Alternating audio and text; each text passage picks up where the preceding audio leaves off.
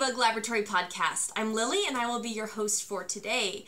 This is a show all about knitting, crocheting, various crafty exploits that I get myself up to. You can find me on Instagram as ladybug.lily, on Ravelry as ladybuglily. There is a Ravelry group called the Ladybug Laboratory Podcast group, but it's not particularly active right now. If I post show notes, that's where they'll be, although I've been really bad about that recently because my life has been a little bit nuts, but let's see. Thank you all for coming to my little space here today. I really appreciate it, especially those of you that I know are long-term viewers. I really appreciate that. If you are a new viewer, this is going to be a little bit out of order. So normally, my podcasts have two parts. Part A, I show works in progress, as well as usually a couple of other things, and Part B is finished objects and a couple of other things. Today, I'm going to do that in reverse, because I have a lot of finished objects, and my other various explorations of fiber crafts, you would have to know what those are. So instead of explaining them all here and then explaining them all again in my finished objects section, I'm just going to do finished objects today and works in progress next time. I am recording this on Monday, January 15th. It is Martin Luther King Jr. Day, so happy MLK Day, everybody. Celebrate civil rights. Yeah, I think that's about all that I have to say.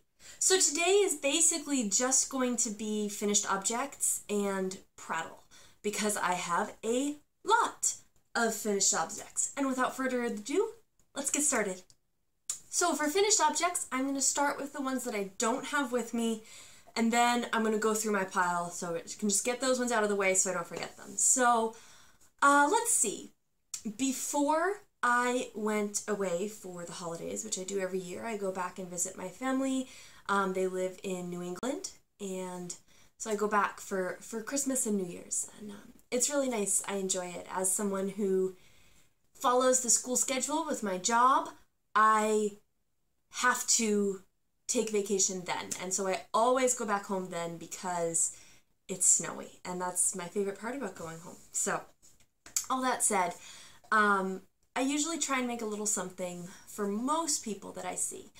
So this year I made a whole bunch of little tiny sweaters, and there should be a picture of them on the screen now. I used a bunch of scrap yarn from various sock weight projects. So I would use the yarn to make a square in my blanket, and then I would make this sweater out of it. I used a pattern that's available for free on Ravelry. I can't remember it off the top of my head. But I do keep my projects updated on Ravelry, and so if you find it, it'll be there. I will put it in the down bar if I have time when I'm editing, no promises.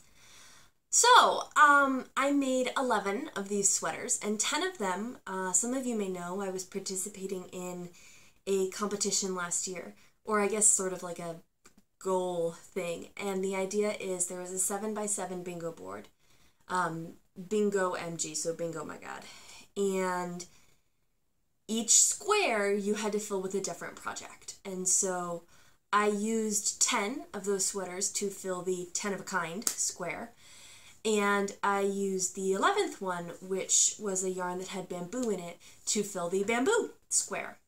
So I gave those all away to my family. I found these little boxes and wrote their names on them, and they all enjoyed it. So that was lovely.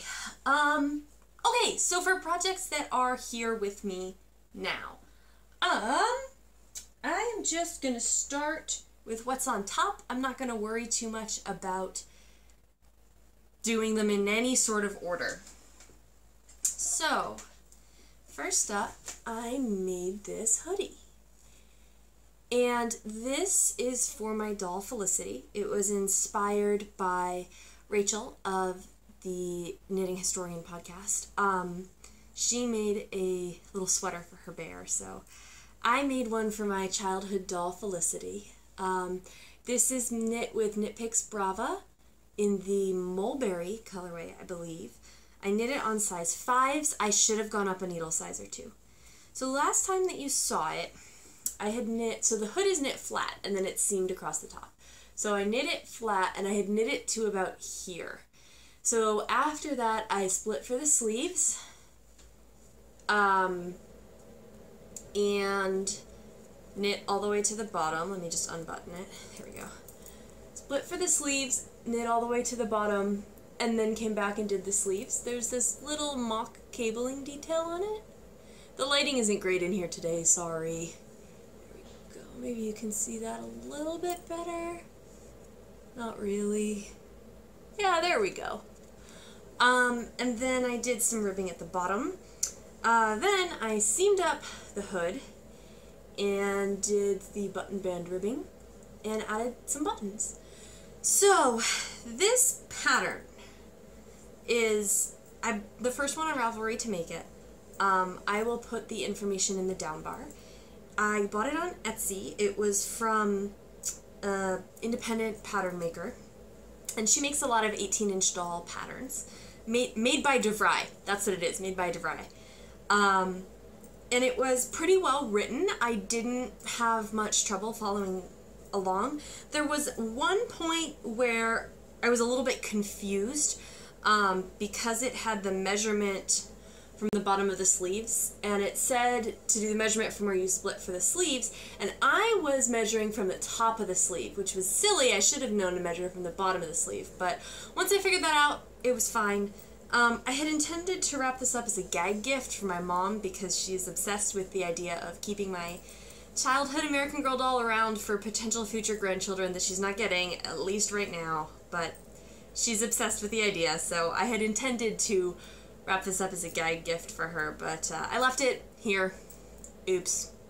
But yeah, so I wish I could show you a picture of it on Felicity. I can't, unfortunately, but there it is, and that is my first finished object. My second finished object. Oh wait, I guess that's like, if you count the sweaters as, well, it's my first finished object that's here. My second one that's here are my sweet grass socks. So here they are. Now, these ones, I did the Sweet Nuttins pattern, and I used Knit Picks Stroll Tonal in the Pond colorway. I did the small size, and I used US 1.5s, I believe. So it has this beautiful pattern on the front. Let's see if I can move the light a little bit. Does that work better? Yeah, there we go. It has this beautiful pattern on the front with these beads. It is a lacework pattern. I'm going to put it on the sock blocker kind of sideways so that you can see how the lacework and the mock cables work up. Well, that's what it looks like. So I really enjoy it. I use these cream colored beads. Last time you had seen it, I had finished one sock. I honestly don't know at this point which sock it was, but I finished the other sock. I do enjoy working on socks when I am on trips because they're small and portable, and so this was my when I'm alone in the evening sock or up early in the morning. And I had some other socks for when I was with family. But yeah, that is my Sweet Nuttins socks. Woo. And I'm calling them my Sweet Grass socks because they're sort of grassy colored. I'm going to pause the camera now and let it load, and I will be back in a minute. Alright, so I figure while I have my sock blockers out, I can show you guys my next pair of finished object socks.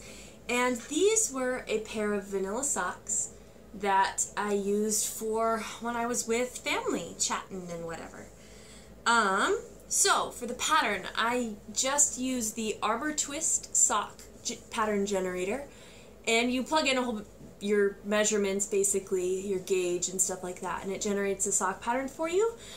I knew that I wanted a 60 stitch sock, and what I always forget how to do is the heel, so I did a basic slip stitch heel flap and gusset heel, and I always forget the numbers for that. So what I did is I knew I wanted a 60 stitch sock, and I just punched in numbers until the generator gave me 60 stitches, and then I followed it. But yeah, I am very happy with these. I am absolutely in love with the yarn. And this light is not even remotely doing it justice. So this is the Earl Grey Fiber Studios Classy Christmas colorway. And it was her Christmas special. It's dyed by Heather.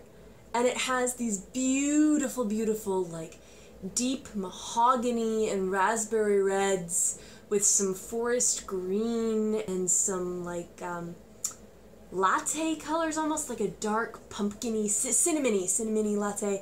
And then it has all these little specks, which are resist spots, and they almost look like snowflakes. And I just, oh my gosh, I'm so in love with them. So I got these off her Etsy shop, and they came with a mini to do the cuffs, heels, and toes. So I just did the cuffs and the toes. There they are. I've worn these several times, so they're a little bit stretched out right now, but I absolutely love them. Yeah. So, after that, let's see.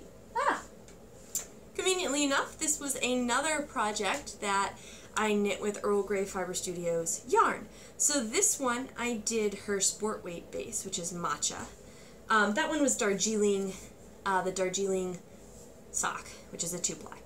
So this one is the matcha sport weight base, and this is a brioche cowl that I made when I took a brioche class, and I just finished it up while I was on vacation. So here it is.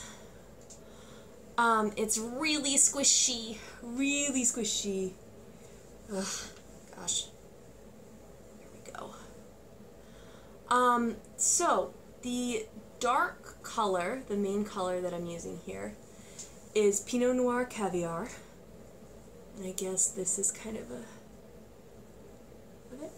And then the light color, the wrong side color, which you can see better here, is Bumble.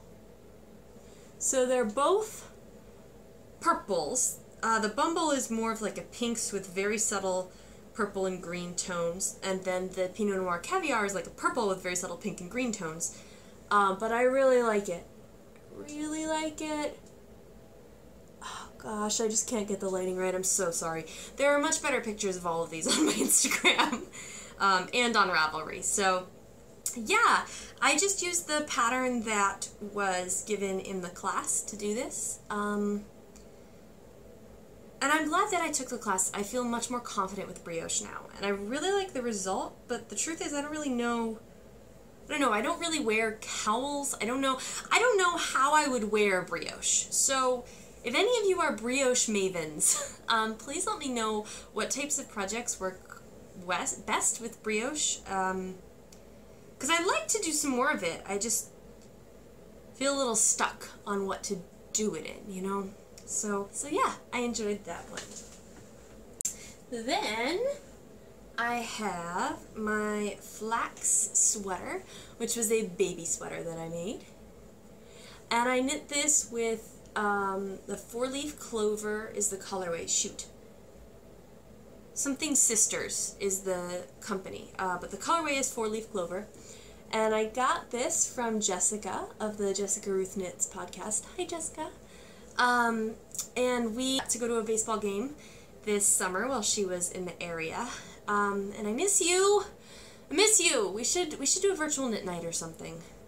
I know I'm clearly have all sorts of time for that, but hi, if you're seeing this. So she gifted me this yarn, and I cannot tell you how sweet that was of her. So I decided to make a little baby sweater. I needed another sweater for my Bingo My God, and I just love this. And so if you can see, it's the Flax Light in the smallest size, which is their newborn size. It is a raglan sweater, so in the increases across the yoke, on the one side I got this flash, and then on the other side it's all green. And at first I thought it was really ugly, but now that after I started working on it, I realized, you know, I really like that.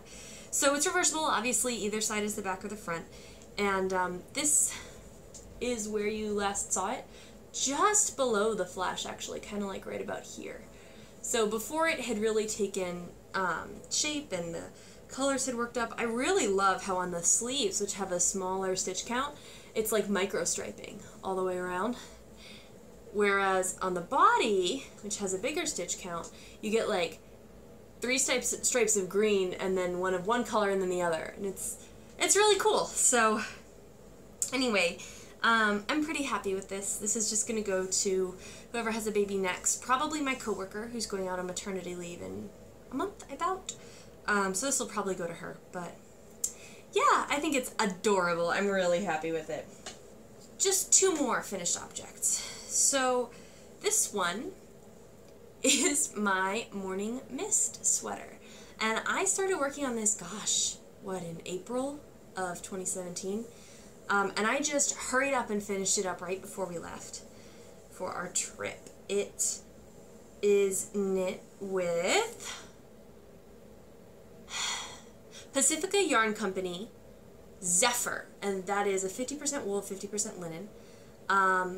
I overdyed it. So this one was their green, I forget what it's called, but I overdyed it. And it's like, right now it's like a mossy color, a little bit of a light moss.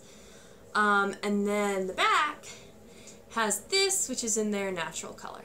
So this is the Morning Mist pattern. You knit this lace panel, and then you pick up the shoulders, knit across the front, and then join in the round and go all the way down, do the hem and the sleeves and whatnot. When you had last seen this, I was probably about 1.5 inches away from joining in the round with the bottom of the lace panel again. I really like this. It's comfortable, it's linen, so it's a nice summer top. It is not super flattering on me. And with experience from my other 2 linen tops, they both grew a lot. So I made this a little bit small. I don't know if it's going to grow. And now I'm scared that I'm not going to wear it because it's too small. And then it's not going to grow because I'm not wearing it. And it'll just be a catch-22. But I am pretty happy with it. I'm very happy with how it came out. It's very soft. That's one thing about linen yarn, is it gets softer the more that you use it. So it's very, very soft. And then my very last finished object is the sweater that I'm wearing. So, goodness, just almost knocked the lamp over. So you have not seen this on the podcast before. This is just a custom fit sweater that I made. It is knit with Fierce Fibers in the buxom base, and it's this sort of like a deep nutmeggy pumpkin colorway. So it's just a stockinette sweater, a little bit of a long 3/4 length because I tend to push my sleeves up, and it is worsted weight, so I didn't want it to be long sleeved because that wasn't going to work. And so I made it a long 3/4 length, so it almost looks like I have my sleeves pushed up, but I don't. I use the custom fit, well, I do a little bit, but you know what I mean. I use the custom fit software to create this, and you guys know how I love custom fit. I think I need to adjust my measurements in custom fit because the shoulders just go out too far. So I need to adjust my measurements, and I need to adjust my armhole depth. I feel like it's kind of sliding off my shoulders periodically. But other than that, it's comfortable. The first one that I made on custom fit was too tight.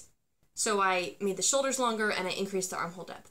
The second one I made was a cardigan, and there were a whole lot of other complications with it. Like I had added these patterns that weren't in whatever. And so I figured it was just a result of I did some lace work down the middle, and that of course would expand it, and then also the fact that, you know, and so since it was a cardigan, it wasn't as big of a deal because I would put it over something else. But for a sweater that I'm not planning to wear over something else, I really need to have smaller around here. So I will be adjusting that in custom fit. I'm probably going to look at what my first shoulder measurements were, and I believe I added about 1 inch to 1.5 inches onto that. So I'll probably go somewhere in the middle for my next sweater. But yeah, I'm really pretty happy with this. I knit it on size 6s, 7s. I forget one of those. But it was just stockinette, so I just walked around knitting it, you know, it was sort of my on-the-go project for quite a while before we left, and I was able to block everything before we left, but I was not able to seam it or do the collars, so I did those while I was away, and then I wore the sweater that night. So that was pretty awesome. I love it when I can bring a knitting project that then becomes useful and doesn't just sit in my bag when it's done. Yeah. So that's what I did, and those are my finished objects for today. All right, for Prattle today, I'm just going to tell you guys a little bit about my life and what's been going on since I last saw you. I believe that I last saw you, oh gosh, probably around Thanksgiving, American Thanksgiving in November, late November. So my life was really nuts for all of December and most of November. Basically, it's actually just been nuts since the school year started. I probably have mentioned this before, but this year at school, I'm taking on a lot of new responsibilities, and it's really quite overwhelming. 2017, I had to learn to say no, and I had to learn that I can't do everything, and that that's okay. And some of you may have seen my post on Instagram, and I mentioned that I was going to have a word that I was going to focus on for 2018. And I said it was going to be stronger. But I think I'm going to change it. And it's going to be fortitude. Because it's not just about me pushing myself to be stronger, stronger, stronger, but to have the fortitude to do the things I know I need to do, and to say no to things even when I want to, and to stand up when I need to, and back down when I need to. And there's a lot going on, and I imagine, you know, this rock in the middle of the ocean that just has fortitude. And, you know, I work with lots and lots of underprivileged kids all day, and so for me, being that rock in the middle of this swarming ocean, this world that doesn't really care about my students, you know, when I was, gosh, 20, probably about 20, I was with, at that time, my husband, or at that time, my boyfriend. We weren't engaged or married yet. I was with his family, and we were going swimming in this river in the Adirondacks. So if any of you know where that is, it was really nice. And so we went to all these different islands, and we were going across the river to all these cool things. It was really cool. It was, you know, this sort of mountain spring river with all these geological formations around it. It was really cool. And I swam across the river, and I was absolutely exhausted, and I got swept down by the river. And I was pretty close to going over a waterfall. I mean, it was a short waterfall. It was like 5 feet, but it was still really scary. And I was swimming across, and there was this one rock in the middle of the river that I just grabbed onto, and I was able to hang there and catch my breath and then launch myself the extra couple of feet that I needed to grab onto another rock on the shore. And I climbed out enough, and of course by then my husband now had come running, and he was like, "Oh my God, are you okay?" And you know, it was later we could laugh about it, but as I've been thinking about 2018, and I've been thinking about the situations that a lot of my students find themselves in, and having this fortitude both for myself but also for my students, and being that rock to grab onto, that's what I see. And that doesn't mean putting my own needs aside. It means making myself into that person. And there are things that I need to do in order to do that. I need to rest. I need to have a better work-life balance, because I can't be there for anybody if I'm exhausted. And I need to learn to say no to responsibilities that I want to do, that are exciting opportunities, but don't help anyone in the long run, including myself. especially myself. And so that's my 2018 mantra, if you will. Fortitude. Is anybody else choosing a word for 2018? I've heard a lot of discussion of, oh, New Year's resolutions, no one actually does those, and you're totally right. And I love this idea of just choosing a word and how it's not this like thing that you have to do, and if you don't do it, you failed, and then you kind of give up in February, and you're like, oh, I'll just wait until the next year, right?